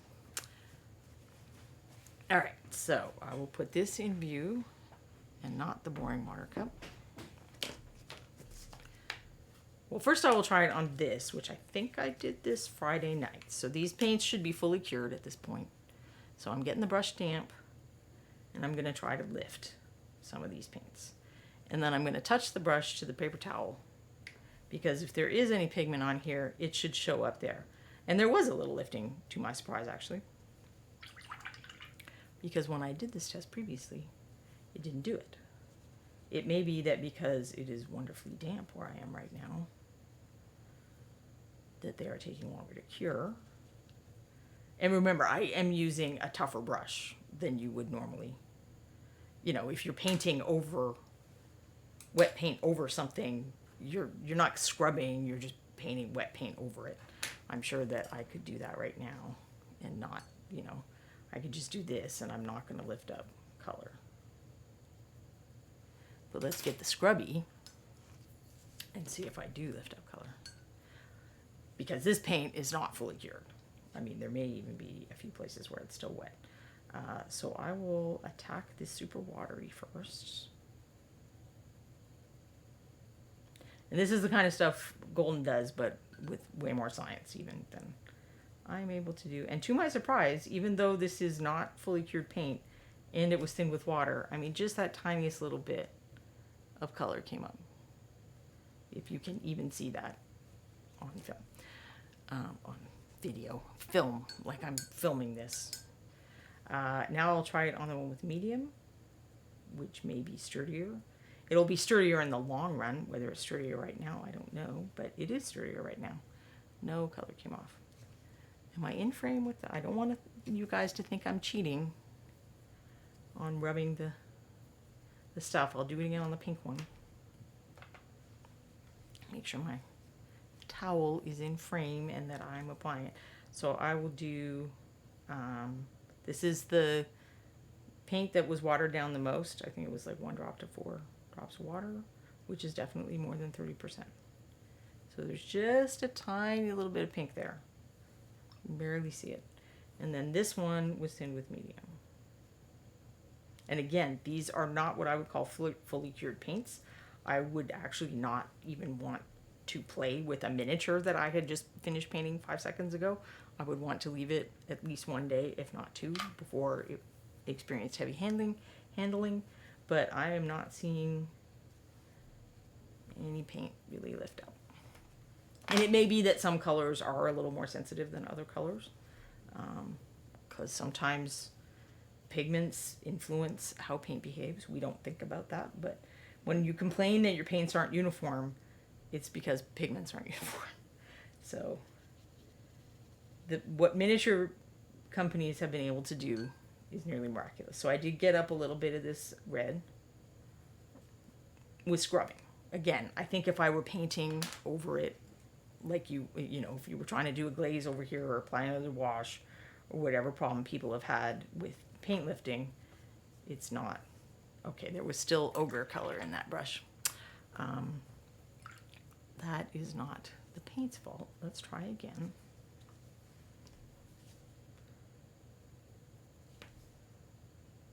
I think that was where I scrubbed, though. I was trying to find a place where I hadn't scrubbed already. So it's not really reactivating. And that's the kind of thing that, you know, Golden does stuff like that. They figured out that Zinc White is having way more effect on the durability of oil paints than people thought. Zinc White is fine in acrylic paints. That's actually, when I was showing you this one, that's Zinc White. And then Liquitex calls theirs Mixing White. And this is a cool color to have if you find you put white in and it just like deadens stuff down, and you find white hard to work with to mix your highlights or to mix lighter versions of color. You may enjoy working with Zinc White and or Mixing White, which is the same thing. PW4 is the pigment. Most whites are PW6, which is titanium white. This is a little easier to mix with. But they discovered that for oil paints, Zinc White messes up the durability of the paint film.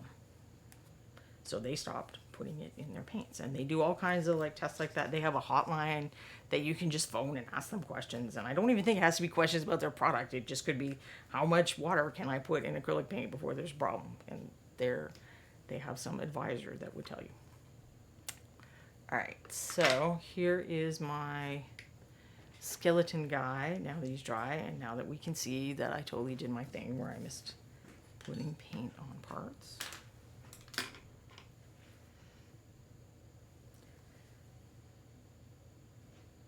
Because I am just so bad at that. I would probably still dry brush this guy, I think. So I would either want to dilute this bone shade or dry brushing, which I can, if someone would like to see me test dry brushing, or I could even layer if you're concerned that, you know, the lifting or whatever is going to happen with layering, I could layer on some lighter color on that guy.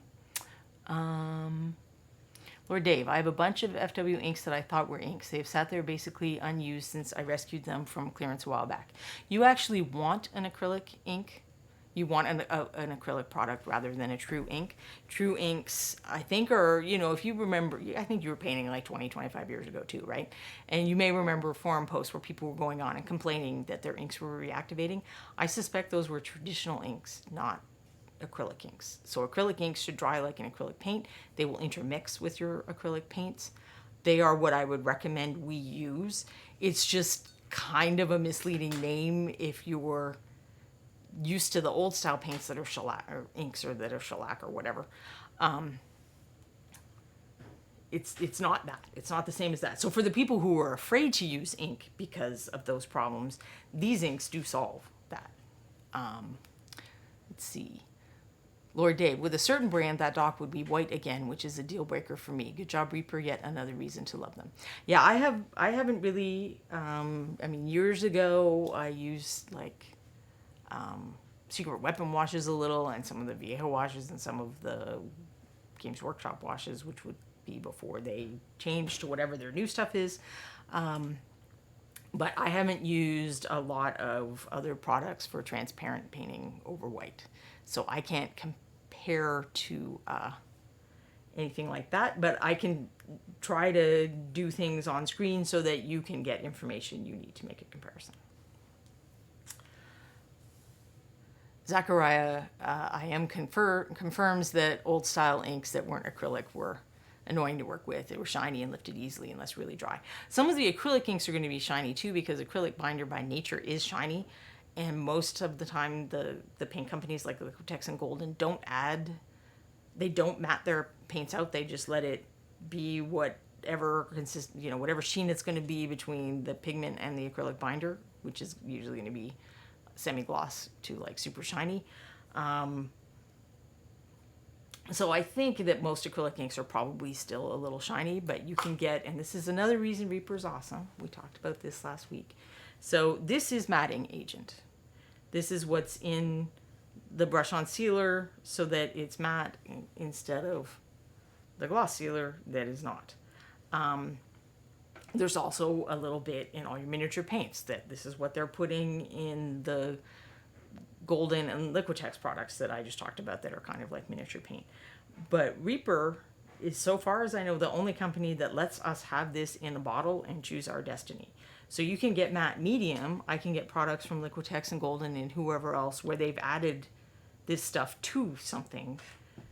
But I can't just get the stuff myself if I want to add just a little bit. And you do have to be careful with this because it will totally frost. In fact, I've used it to make frost because it's so frosty. But if you have a paint that's just a little too shiny from someone else, or you have some acrylic inks and they're a little too shiny, you can add some of this judiciously and it will take care of that. So I really hope Reaper never stops making that, because they're giving us something that Liquitex and Golden don't even give us. Zachariah might still have some of those old inks in my possession. I don't know if there's some effects that they can do that you can't do with the new stuff. If there is, I guess you could just take up, ink painting. You could do some drawings and then ink them. Use it all up. Give it to a friend who uses a fountain pen. So I'm not sure I'm seeing any other requests for stuff to do. Where are we time-wise? We are almost at the end. So if you do have a request for something else you'd like me to test, let's look at the colors again. I will try to match them up with their bottles. For some reason, I feel like this is the order. I don't know why. So that's the Gilded Yellow, which I'm pretty sure if you've watched the previous show or you've looked at some of the older miniatures, I'm pretty sure that that is the same. Well, you know what? It might be a little richer than the one that I had as a prototype. That's why they call them prototypes. So that's the Gilded Yellow. This is Templar Red. This is the lighter red of the pair. Then this one is Blood-Kissed Red. This is Emerald Green, which I think is, well, no, they might have beefed that one up a little too. I think it's the same hue, but it's a little more intense of a pigment load. That's Emerald Green, and then we looked at Dark Bow Green a lot today because that was the one that I experimented with and thinned down. And this is the blue, which is Tempest Blue. And again, I think that might be a little different to the one that I had as prototype. I don't see the point in comparing my prototypes, since you are getting prototypes, you're getting these bottles right here that they have already filled. All right, the rest of the 6 colors are the very awesome Mythos Magenta, which was another color that we tested playing around with today. And then one that I really love is Drow Violet. which I think is different than the purple you get when you mix the colors together. So if we look at my guy, it's a little redder of a purple, I think, when you mix the blue and the red together. This is, thank God there are browns, because I didn't have any browns so in my prototype, so that was fun to try to mix things. This is chestnut brown, and these are both ones that if you add a little white and thin them down, you're going to get some variations. So I certainly would not object to more browns and skin tone type colors if they make more of these, but I think we can get some stuff done with these. All right, I've lost my other brown. There, leather brown. This one is leather brown. This is the bone shade, and that's what's on my skeleton here. Because for one time, I wanted to follow the instructions. And then this is the Nox Black, which it is by intention, I confirmed this with Ron, that it is supposed to be pretty opaque so that if you want it to look black, it'll look black, but you can very easily thin it down. This one was with water, so I think it's not gathering in the crevices quite as much. When I did my other tests, where'd that angel go? I was using medium. I've used medium almost exclusively painting these on my own initiative because I want to have that extra binder strength. So those are the colors. I'm not seeing any other questions about them in the chat. Last chance for questions. I can show you some more miniatures. I guess this is how the ogre dried, the ogre skin. And I could very easily go over this and apply some highlights. I did put some highlights. It's like any other painting. If you're willing to do even just a little bit more, you're gonna get more out of them. So the Xenothon Prime, he looks a little different than the Doc does. That is just the straight bone shade. Where's my other guy? This was the Xenothon Prime one with the prototype paints. And so you can see that there are more shadows kind of in the crevices of his very crevicey robe. This one, I went back after, and so I applied another coat just kind of where the shield is curving down. I applied another coat in the crevices on his warrior outfit. I never can remember the correct names. It's not a jerkin. Surcoat? I'm going to go with surcoat. And then I did mix a little white in and apply a few highlights, I think. No, I'm not 100% sure. I know I applied highlights on the guy I didn't bring over here. Then this was the one I mentioned that I did a black wash over. I had another one that I did that with. This is the one that I applied highlights to and I didn't bring over. This I did dry brushing over the bone. I didn't do anything to anything else, but I just didn't want him to be quite as dark. And I would probably do the same thing with his friend. And it'd be a different effect because this was the thin down black, where this would be a more bony color, I think.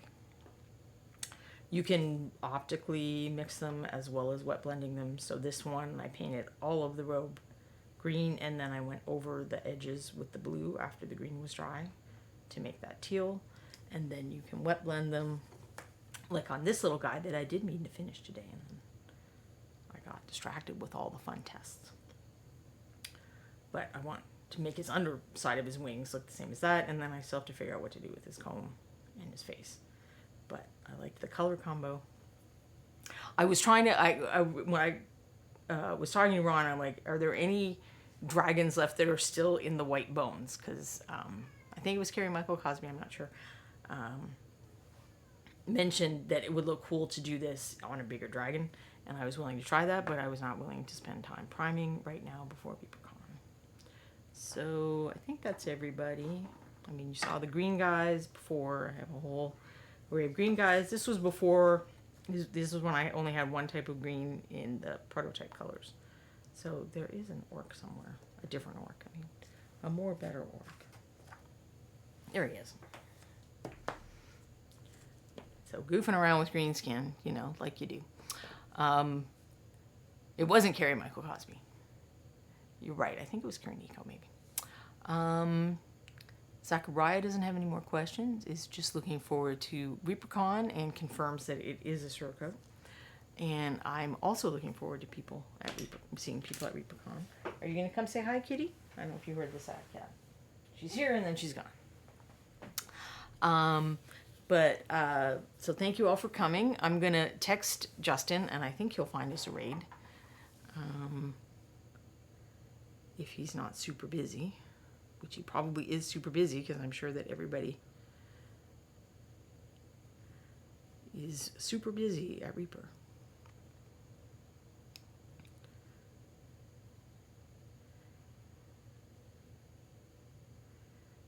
Sorry, I apparently can't text and talk at the same time. And so if you want me to, paint some more with these next week, let me know in the chat, or you can contact me by personal messaging or on Facebook or wherever you see me. I suspect that I will go on painting with these next week, because I know people will still be deciding whether they want to order the box that these come in and stuff. But if not, I guess I could go back to the zombies if people are tired of seeing these. Here we go. We're going on a raid, so I'm going to say goodbye. Have a good day.